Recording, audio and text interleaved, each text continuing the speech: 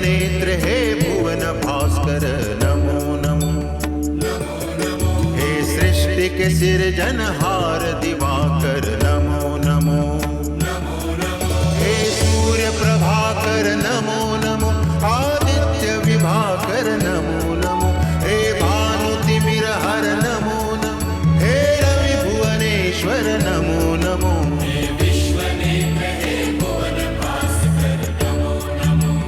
नमो नमो। हे सृष्टि के सिरजनहार दिवाकर नमो नमो।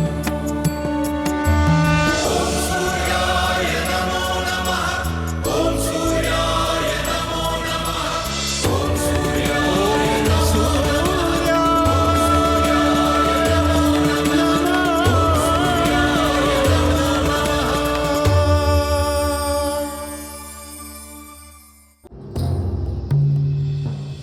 मरीचि और नारद को सही पाठ सिखाया हमने। बहुत ऊंचे उड़ रहे थे दोनों, हमें सिखाने का प्रयास कर रहे थे कि सम्राट दक्ष को हमने उन दोनों को प्रतीक्षा करने को कहकर भूमि पर उतार दिया। इस अपमान कर अपनी पराजय को लंबे समय तक याद रखेंगे दोनों।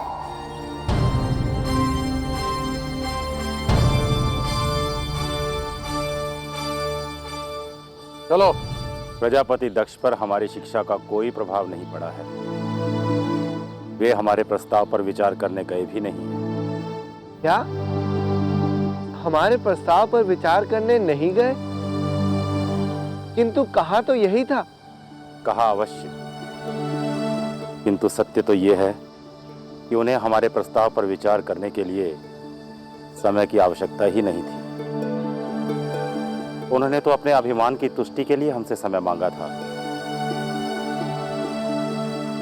और वे इस बात से प्रसन्न भी हैं कि उन्होंने हमें प्रतीक्षा करने पर बाध्य कर दिया। कि प्रजापति दक्ष यहाँ से गए कहाँ होंगे?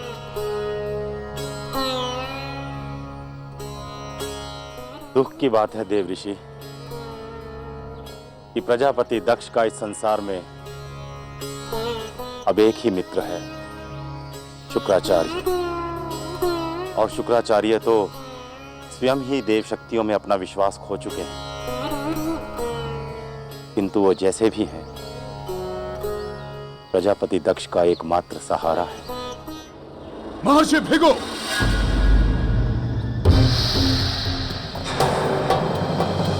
बहुत समय से आप मुझे बहलाते और बहकाते आए हैं, किंतु अब समय आ गया है कि आप मुझे बताएं कि मेरा भविष्य क्या है।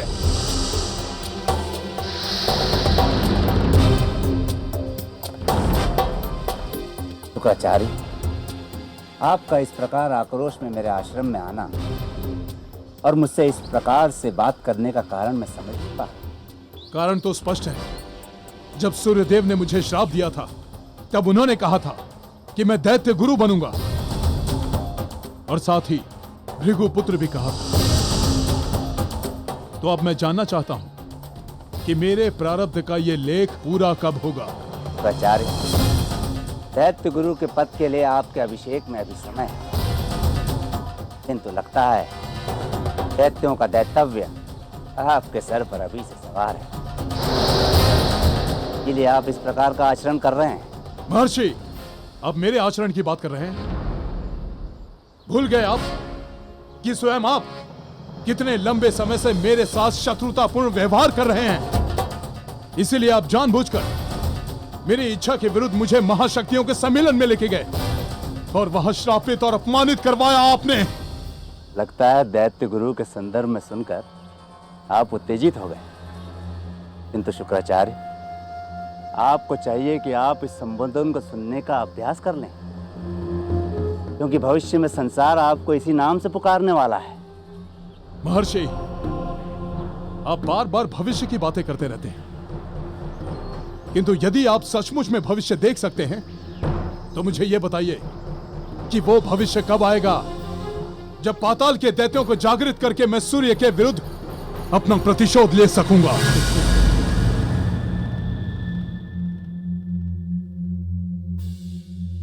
महर्षि, आपने मेरे प्रश्न का उत्तर नहीं दिया।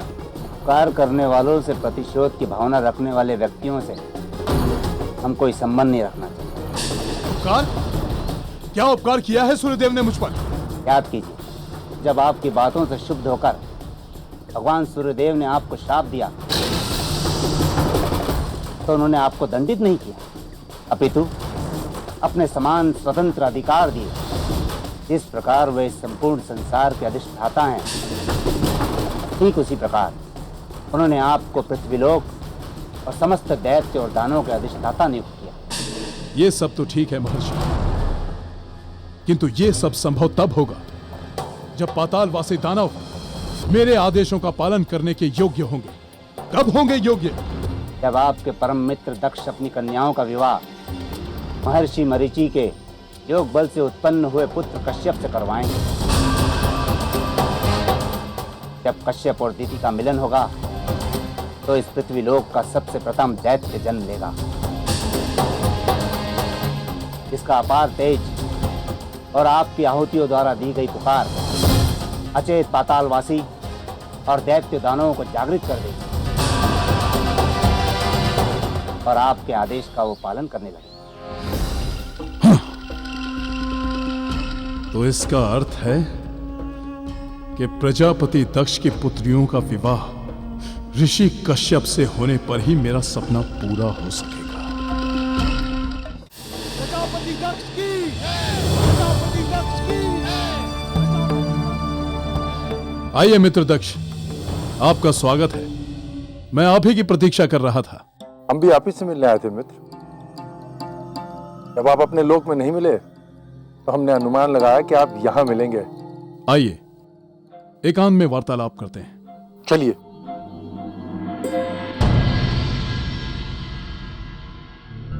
हमें समझ में ही नहीं आ रहा है कि पिताजी इस प्रकार जा कहाँ सकते हैं। महामंत्री ने सैनिकों को चारों तरफ भेजा है और मुझे विश्वास है कि पिताश्री का पता अवश्य चल जाएगा। प्रणाम महारानी। महाराज का कोई समाचार मिला? बहुत दुख की बात है महारानी, हमारे सैनिकों ने उन्हें चारों तरफ खोजा किंतु उनका सूत्र तक नहीं मिल रहा है।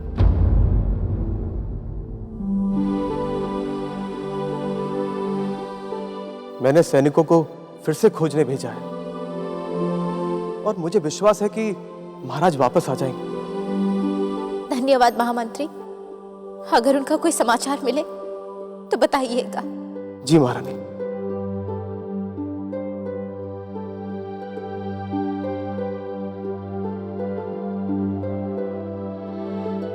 अब आंसू बहाने से क्या मिलेगा माँ? पहले ही आपने पिताश्री को इतना दुखी कर दिया कि वे न जाने कहाँ चले गए,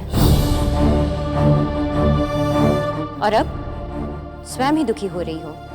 हमने उन्हें दुखी किया? लाज आनी चाहिए तुम्हें दीदी, इस प्रकार की बातें करते हुए।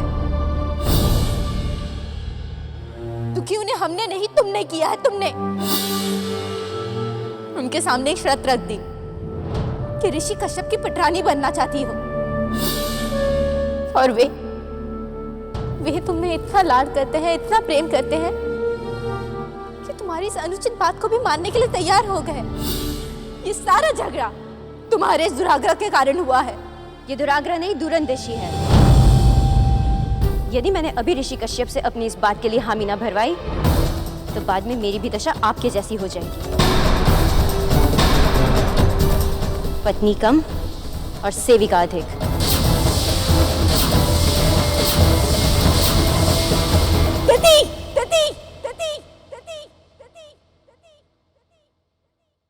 बहन दीदी, आप अपनी सीमा से बाहर जा रहे हैं। हमें कोई अधिकार नहीं है कि हम अपनी माताश्री से इस प्रकार बात करें। मुझे ये बताने के स्थान पर तुम अपनी सीमा में रहो तो अधिक अच्छा।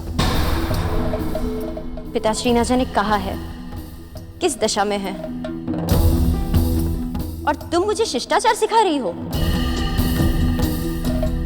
मुझे तो भय है कि कहीं पिताश्री ने आत्महत्या तो नहीं कर ली।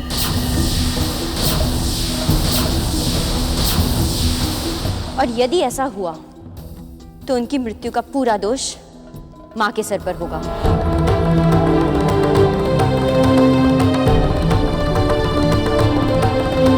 हम तुम्हें आदेश देते हैं, अभी के अभी इसी वक्त हमारे कक्ष से बाहर निकल जाओ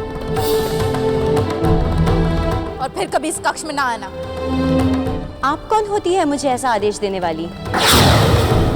ये मेरे पिता का प्रासाद है और जितना आपका इस पर अधिकार है उतना ही मेरा भी है। मैं इस प्रासाद में जहां चाहूं आ जा सकती हूँ। अगर तुम स्वयं ना गई तो हमें दासियों को बुला के तुम्हें बाहर भिजवाना पड़ेगा। दासियों का इतना साहस कि मुझे यहाँ से निकाले? हाथ तो लगा कर देखे मुझे, मैं उनके हाथ ही कटवा दूंगी। बहन दीदी, यदि माँ तुमसे इस समय बात नहीं करना चाहती है तो तुम यहाँ से चली जाओ। जब उनका क्रोध शांत हो जाएगा तो आ जाना। हाँ, तो मुझे कौन सी पड़ी है यहाँ आने की?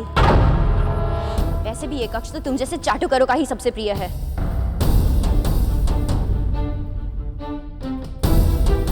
याद रखना, यदि कल सवेरे तक पिताश्री नहीं लौटे तो मैं किसी को भी क्षमा नहीं करूंगी।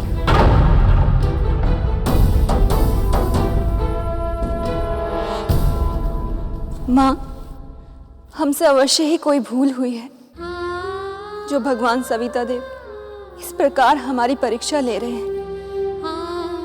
हमें उन्हीं की शरण में जाना चाहिए। हाँ, तुम सत्य कह रही हो।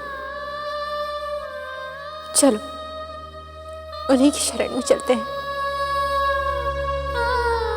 स्वामी, कहाँ हैं आप? और उसके बाद मैं सीधा आपके पास चला आया। मित्र शुक्रदेव, वो दंभी मरीचि और कपटी नारद दोनों वहां बैठे मेरे उत्तर की प्रतीक्षा कर रहे होंगे।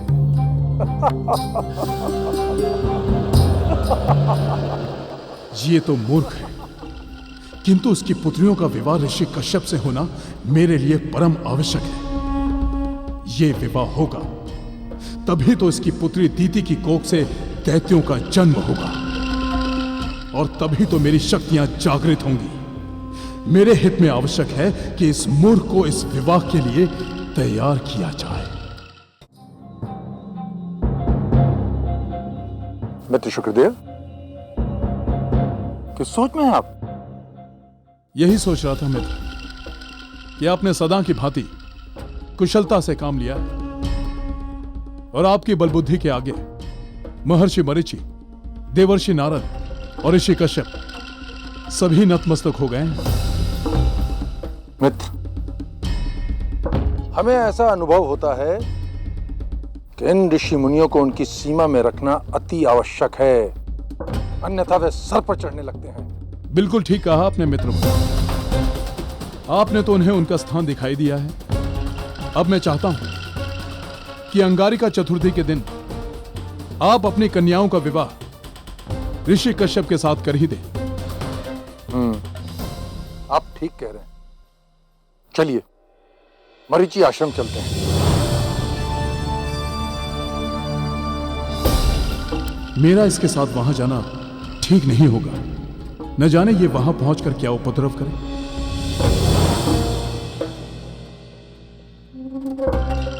अब क्या हुआ मित्र, चलें? मित्र दक्ष, आपको वहां जाने की आवश्यकता ही क्या है? भूल गए आप पृथ्वी सम्राट हैं, कोई साधारण मनुष्य नहीं। इस पृथ्वी लोक पर जन्म लेने वाला हर प्राणी आपका एक दास है। अब अपने किसी साधारण से दास के साथ केवल सूचना भेज दें और फिर अपने प्रजापति प्रासाद जाकर बारात के आने की प्रतीक्षा करें।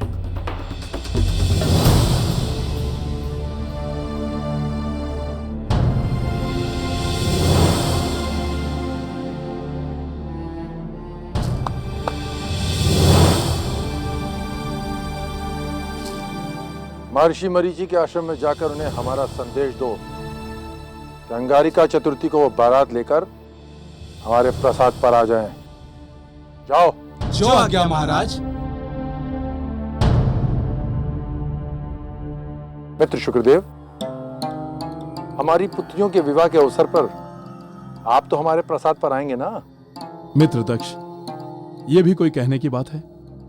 आपकी पुत्रियां मेरी भी पुत्रियों के समान हैं। मैं अंगारिका चतुर्थी के पहले ही आपके प्रसाद अवश्य पहुंच जाऊंगा।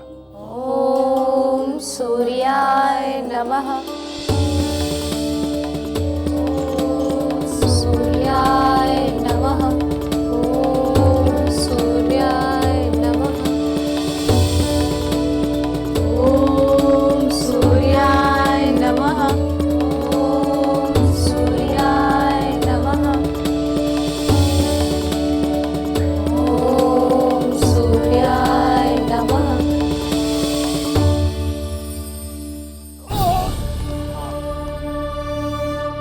पुत्र दीदी,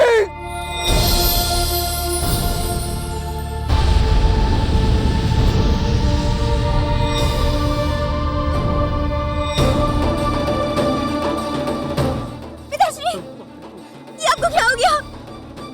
किसने ये दशा की आपके पिताश्री? कौन था वो?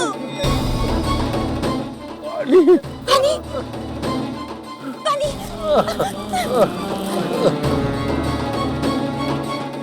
पिताश्री, पिताश्री, बताइए आपकी ये दुर्दशा किसने की? कौन है इसका उत्तरदायी? बताइए पिताश्री, बताइए। महाराज